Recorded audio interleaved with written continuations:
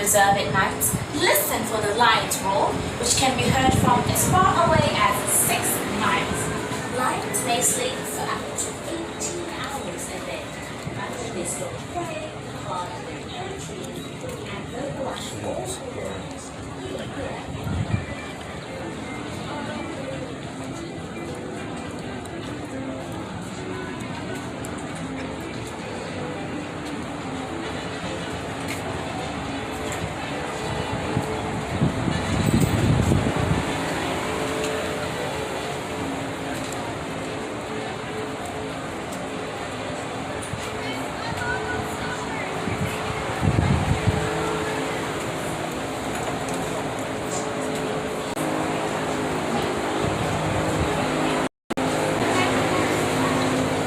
For your own safety, always remain seated during the safari as the route runs. Securely store any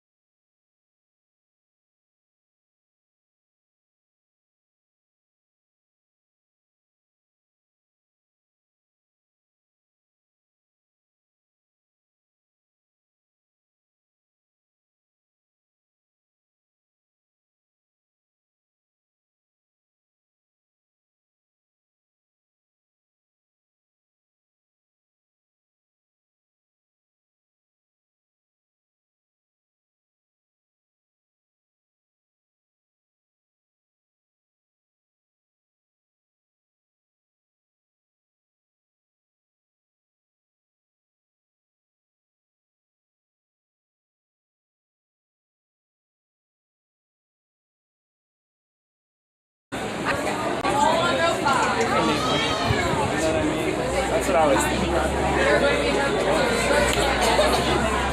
I wish they were like really high.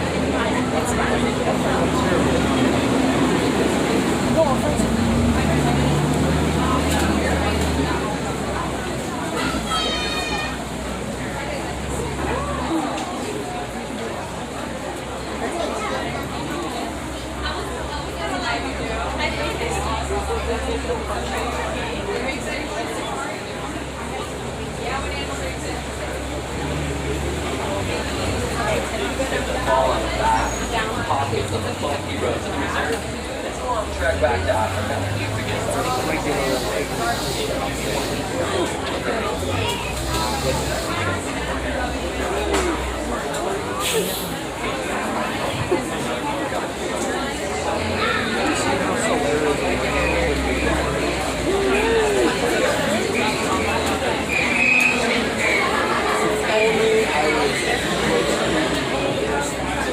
And stopping. You'll be on the next truck.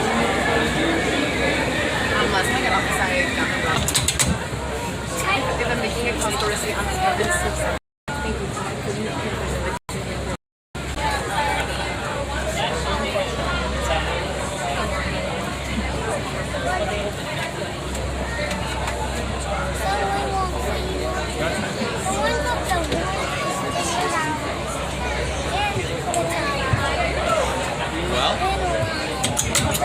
Your doors are so they can run through the tree. I think is related to the zebra because of those black and white stripes on their legs, but they're actually the closest living relative to the giraffe.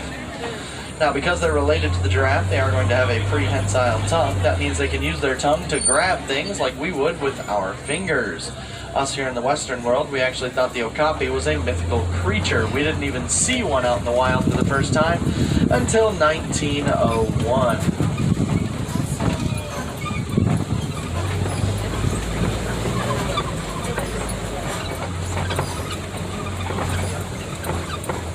Over on the left, we're seeing a couple black rhinos over there by the fallen log. The black rhinos weigh in at about 3,000 pounds. So they are actually a little smaller as far as rhinos go. Unfortunately, black rhinos are being poached for their horns made of keratin. Keratin is what our hair and fingernails are made of. Unfortunately, there are less than 5,000 black rhinos left in the entire world.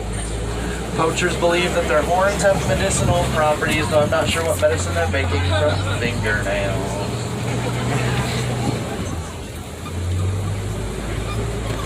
Over on the right-hand side, behind the tree over there, that is a greater kudu. We can tell that that greater kudu is female because she doesn't have horns. Males will have long, black, spiral horns on their heads.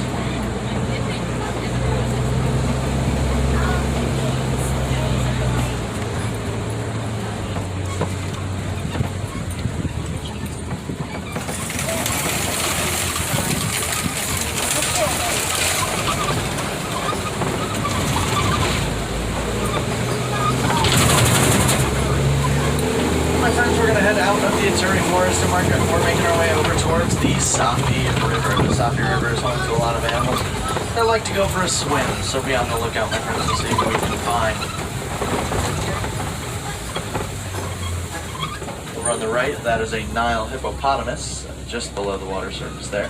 The Nile hippos usually spend most of their day in the water to keep cool, and they usually prefer to come out at night. Now, because they spend so much time in the water, of course they can swim, but you'll find they usually prefer to sink to the bottom and walk. After all, hippos can hold their breath for about 8 minutes at a time, and they do weigh in at about 4,000 pounds.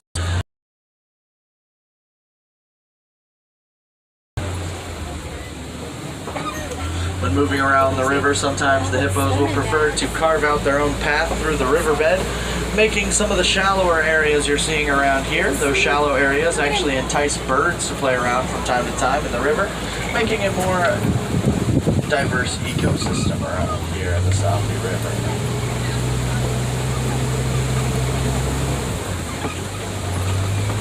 Over on the left-hand side, we're also seeing some Nile Crocodile.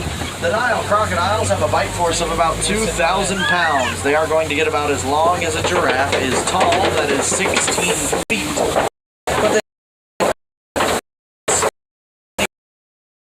roll their eggs around in their mouths to encourage the young ones to hatch faster. But we're going to say see you later, alligator, to those Nile crocodile, and we're going to head down towards the Savannah. The Savannah is home to some of the more iconic animals we can hope to find on the reserve today. So my friends, Twende, let's go.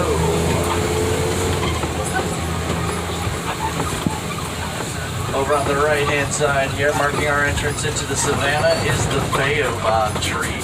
This funny-looking tree is sometimes known as the upside-down tree. It is going to remain leafless about 9 months out of the year to conserve water, making it look like the roots are on the top. It can also be known as the tree of life. A spotted hyena.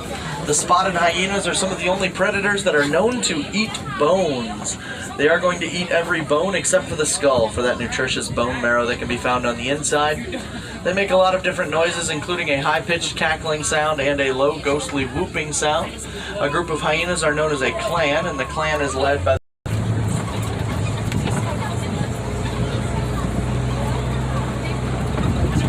over on the left here, we're seeing some Ankole cattle, also known as Watusi cattle, after the tribe that first domesticated them. Their horns are about 3 to 4 feet long each, but they are honeycombed on the inside like a beehive, meaning they're actually very light and they help to keep the animal cool. They are the only domesticated animals out on the Savannah.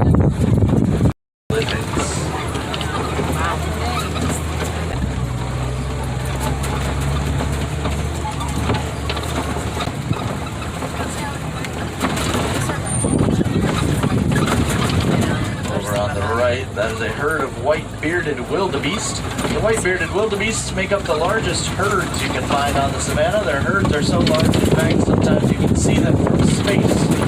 They will travel together in their herds about 1,000 miles every year when they migrate. And the name wildebeest comes from the language Afrikaans, meaning wild beast.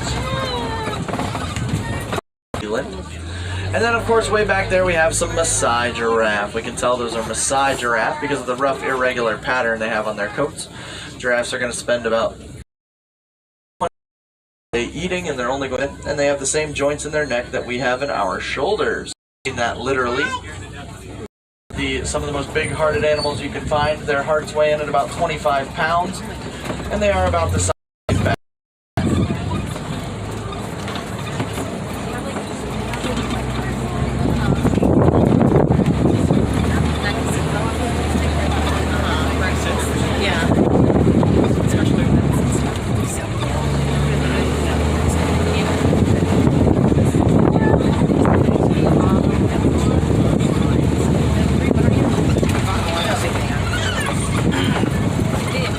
Them to eat from the tree is a little bit easier. After all, who likes to reach very far for their food?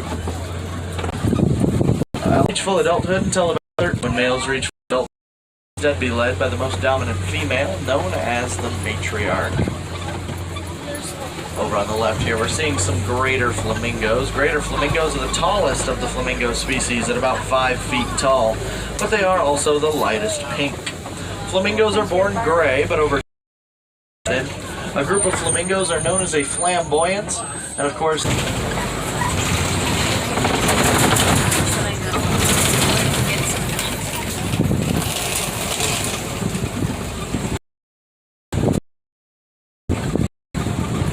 their skin in mud to protect it from the sun. They'll actually dig out those mud pits themselves with their horns if they can't find any others readily available.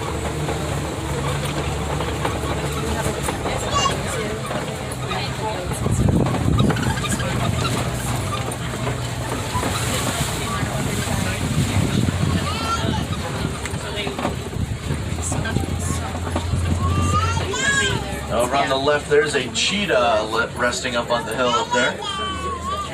Cheetahs are some of the only big cats that are going to hunt during the day.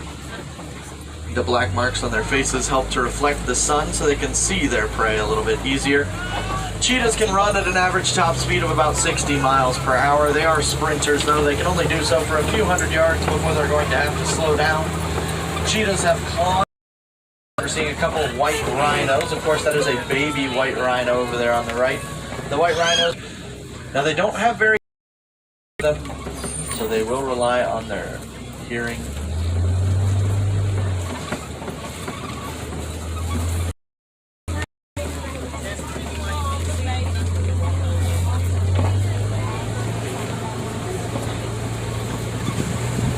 And up on the Kopi rocks here on the left, we're seeing some lions laying down up there. That is, of course, a male lion up there. He has that long, shaggy mane. His mane weighs about 40 pounds. And their roar can be heard anywhere from 3 to 5 miles away.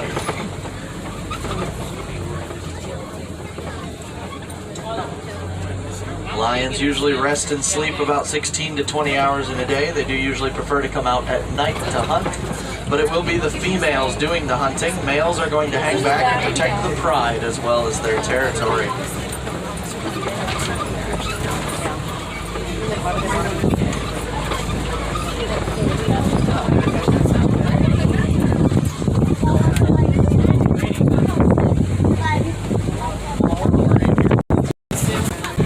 Antelope down here.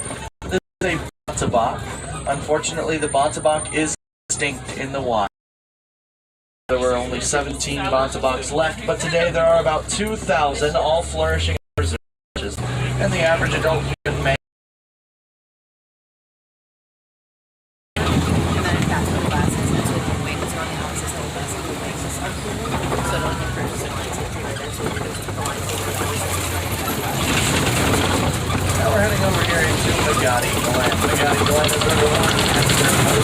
and the warden does like to keep some Nigerian dwarf goats out here. The Nigerian dwarf goats are very playful.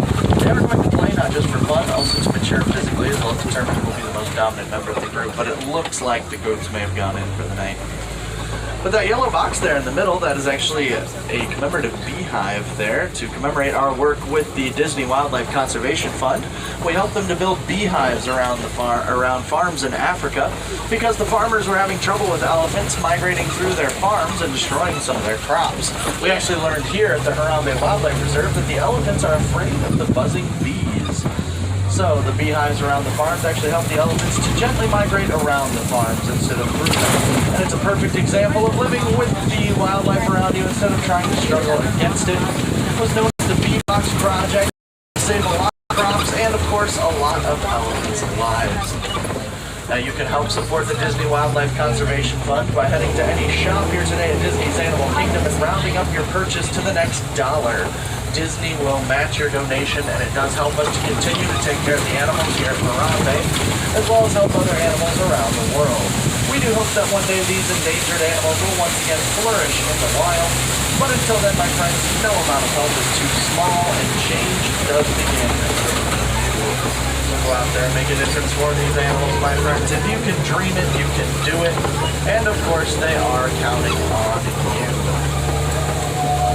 Now, my friends, Asante Sana, thank you so much for riding with me. I hope you had a lot of fun. I hope you learned something along the way. And I hope that we'll see you back again real soon. After all, no two safaris are ever the same. The animals make sure of that.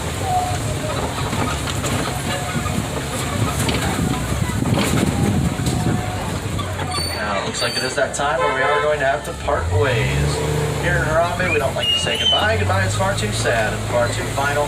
So instead, I will leave you with Kwaharini, which means to go well. So friends, Kwaharini, go well wherever your travels might be. Over on the right, watch your hands, arms, feet, and legs. Doors are sliding open. Kwaharini, friends, go well, go on. Top of the bar. Thank you. Thank you.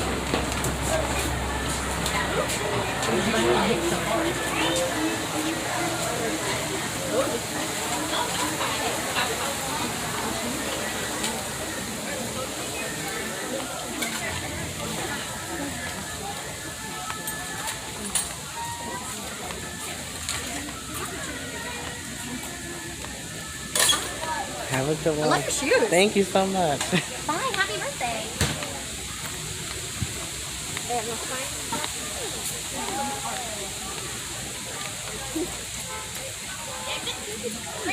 Straight. Keep it. Bye, everybody. Thank you for joining my stream, and I'll see everybody next time. Bye. Have a good day.